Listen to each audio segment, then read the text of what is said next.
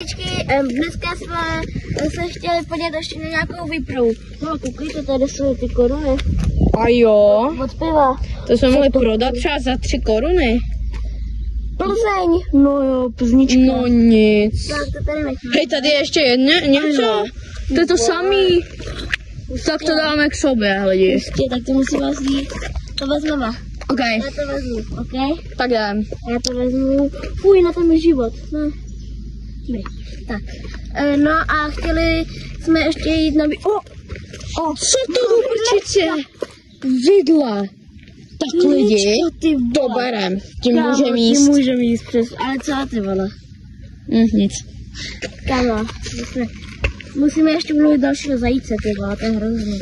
Asi. No jo, a ještě jsme... Ty vole lidi. Co to je? My jsme teďka chtěli prozkoumávat potok, ale my jsme prostě našli takovýhle hovadin. Kdo to tu odhodil? No nic. Kámo, a hlavně tady ty dvě řádky od piva, to je úplně mega. No asi.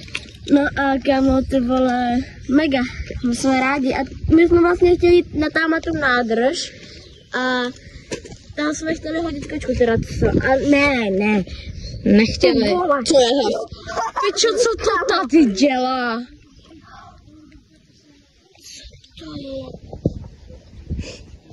Co to je, ty vole? No, tak máme hodně nálezů. Máme mega nálezy, ty vole. Takže díky. nashledanou.